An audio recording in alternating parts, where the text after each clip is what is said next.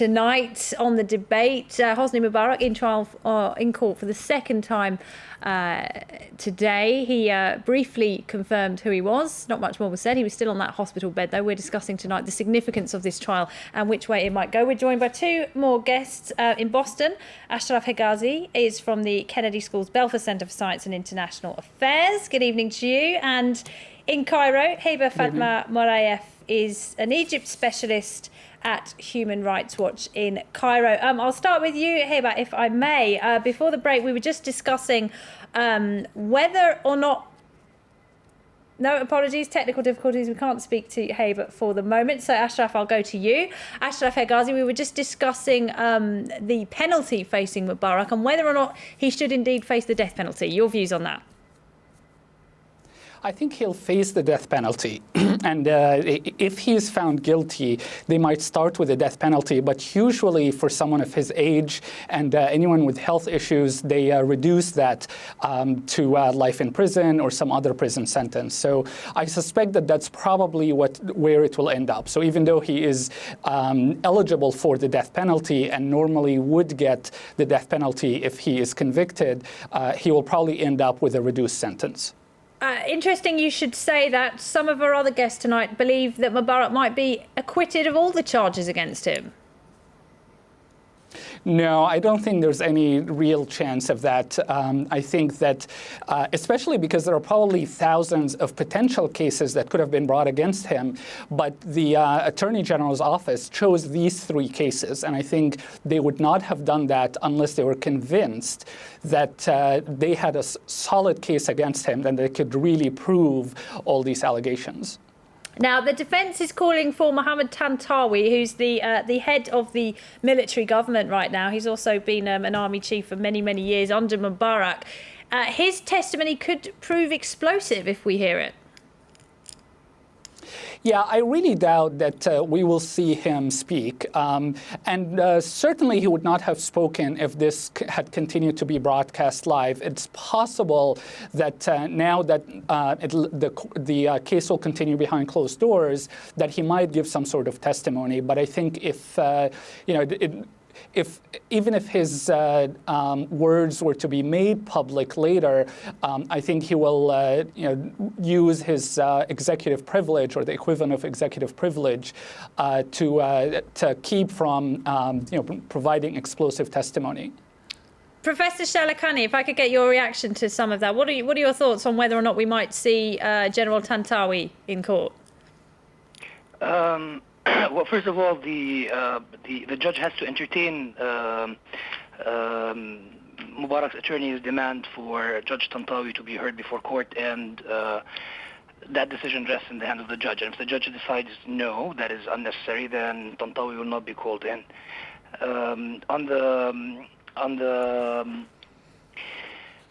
On the possibility of Mubarak getting acquitted, I fear I may have been misunderstood. I didn't mean that he's going to get acquitted on all charges. What I mean, though, is that the Attorney General's office has created a docket of charges in which it is clearly hedging some charges on which he will, I think, get acquitted, with other charges that he'll be found guilty of. And convicting him of incitement to murder, to my mind, will be one of the more difficult ones to find him guilty on, so that you are left in the end with, again, minor corruption charges in order to placate the public. More specifically, the Attorney General's office, and the Attorney General specifically, whose office drafted this docket of charges, is himself a Mubarak appointee. He cannot be removed because Attorney Generals are appointed until they reach 74, I believe now. But that Attorney General should have had enough political delicateness to actually resign after Mubarak's removal. The fact that he remains as a Mubarak appointee and is the man responsible for drafting this docket is, to my mind, another cause for concern. All right. Heba Moraef from Human Rights Watch is with us now from Cairo, I believe. Heba, are you confident that this trial will be carried out in a fair and transparent manner? I think human rights organizations will rarely express confidence in advance because what we're always concerned about is to actually monitor the procedures of every session. What you've seen so and this is far. what we're going to do with this trial. From what we've seen so far, I think we don't have any major concerns in terms of how the judge has handled the procedural requests from the defense and the lawyers of victims who are civil parties to the case. We are obviously on principle against the accused being kept in a cage. This is a structural problem with all Egyptian courts because it goes against the presumption of innocence from our perspective.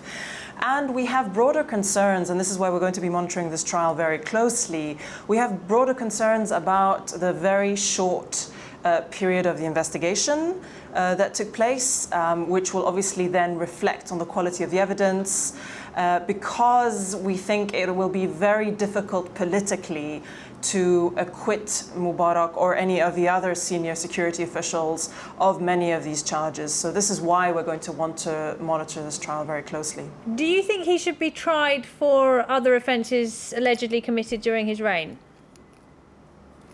Well, I think it's regrettable that Mubarak is being tried only for these very few days in January of this year. These were indeed the gravest abuses that anyone has experienced, because at no other previous occasion had live gunfire been used against unarmed protesters, and at no other occasion had we had more than 800 people killed in the space of days. However, for me, the heavier legacy of Mubarak's reign is the 30 years of abusive practices by his police services, the repression that his police state solidified. In his time, torture became systematic, not only in political cases, but also in your average criminal case. It became a tool that the average police officer in a police station would use as an investigation. And ultimately, Mubarak and the former Minister of Interior are responsible for the policies that kept these practices in place. So I regret the fact not only that Mubarak is not being tried for these greater crimes from my perspective, but also because there is no process as yet. There is no process of transitional justice in Egypt that is trying to expose this very heavy legacy, because that would be one step forward towards ensuring that these abuses will not reoccur, and we don't have that assurance yet. Moira. Well, I would say I would go further than Hiba. Hiba's younger than I am, therefore I have a longer view. To me, it's not a matter of the 30 years of reign of Mubarak. It's a matter of a regime. The regime started some 59 years ago. And we may, all of us of my generation, remember that we couldn't talk in our own houses for fear of somebody reporting us to Nasser's apparatus. So I think, yes, it is insufficient, but I think it is a first step. And I think we all will wake up to ask where our beloved ones have gone. At some point of time, you will see a multiplication of these trials with us asking, where are the people gone? Those who were imprisoned, where were the charges? Why? I think it's just a Pandora box opening. So you would rather have a trial that possibly, potentially went on for many, many years, as long as it got to the root of No. like a truth and reconciliation? No, for this trial, I'd rather have it happen quickly. Right, on the protesters, on the issue of protesters. There should be many trials. There should be trials opening in order to write history for these 60 years, to know who did what.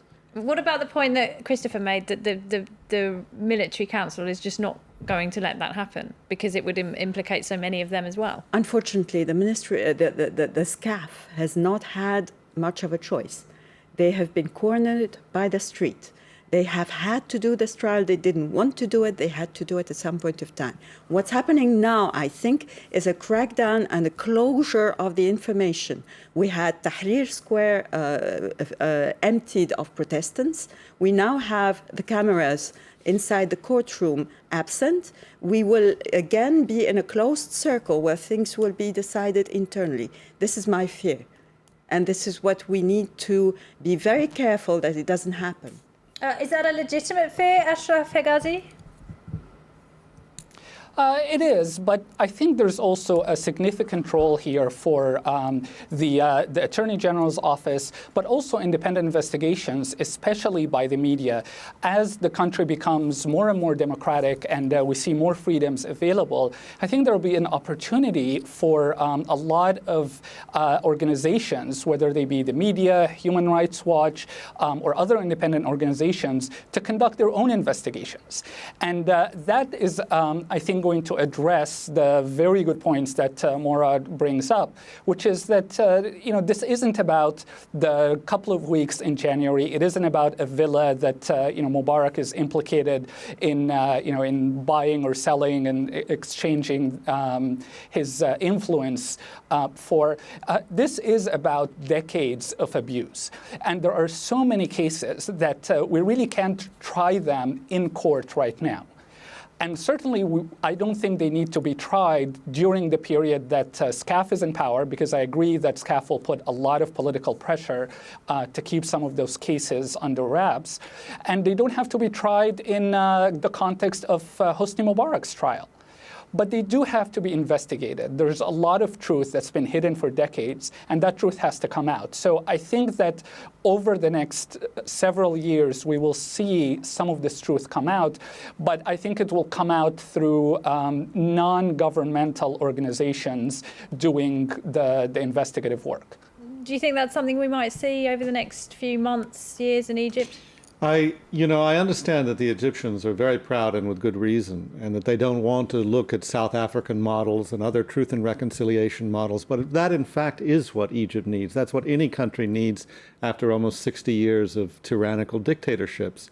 It's very hard to overcome that. What people want in any society after these kinds of traumas, more than anything else, is not, in fact, revenge. A lot of this looks like revenge.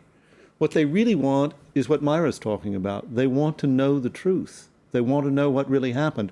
What we see now is a process that's a legal framework for revenge or not revenge against Hosni Mubarak. The question is, where is that process going to come from for a much broader exposition of the truth? And whether private organizations or independent organizations, non-state organizations, will have the power to bring that out, I hope that's true, but I doubt it. I would add a word to that. I will go further and say foreign organizations will always be accused of paying somebody. We've seen that lately with the 6th of April.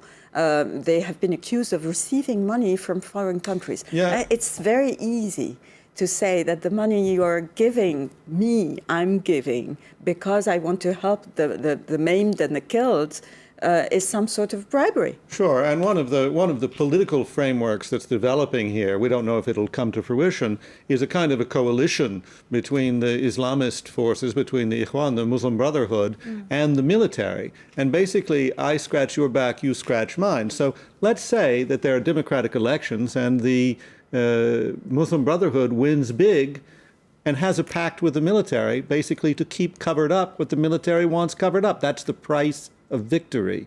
That's not an inconceivable scenario. In fact, it may be the most likely scenario, in which case the kind of truth and reconciliation and sense of justice that Myra's talking about will never happen. Professor Shalakani, a rather bleak outlook there. Do you think that there's a risk that might happen in Egypt now, unless there is a proper independent committee set up to investigate not just what Mubarak did, but all of everything that happened during his reign? I agree completely, yes. I mean, it is a bleak prospect, but it's actually, it's very plausible, yes. Indeed, ever since we were plunged into the constitutional amendments referendum back in March, this has been a scenario on the table, that what is happening before us is a desire for pressing the fast-forward button on everything, whether it's the trials or it's going to draft a new constitution or getting into elections, on the understanding that the main people who would benefit from pushing the fast-forward button on our political life after a revolution are fundamentally either the remnants of the NDP, the past ruling party, or the Muslim Brotherhood, which is the most organized on the streets, and that the price of that will be a closing of files for the SCAF. That the implication in which, the army in Egypt is a black hole. We know nothing about it. We know nothing in any clear, dependable numbers about its role in the economy and so on. And so, yeah, I'm afraid yes. And what can people in Egypt do to prevent this happening, Ashraf Hegazi?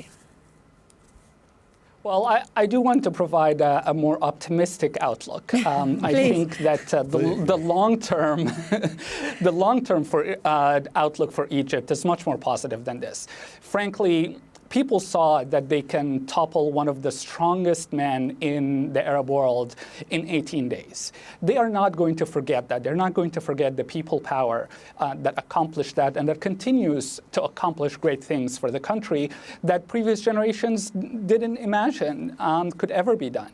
So yes, I see attempts by establishment forces and potentially by the Muslim Brotherhood or other major Islamist organizations to maintain control or come into power.